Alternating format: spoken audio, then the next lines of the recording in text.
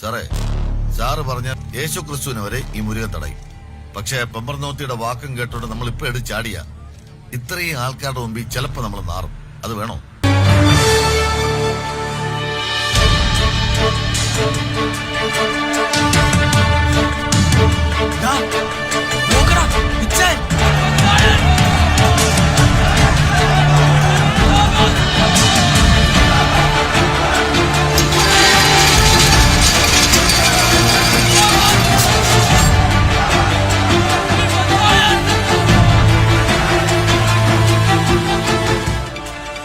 എന്താണോ ബഹളം?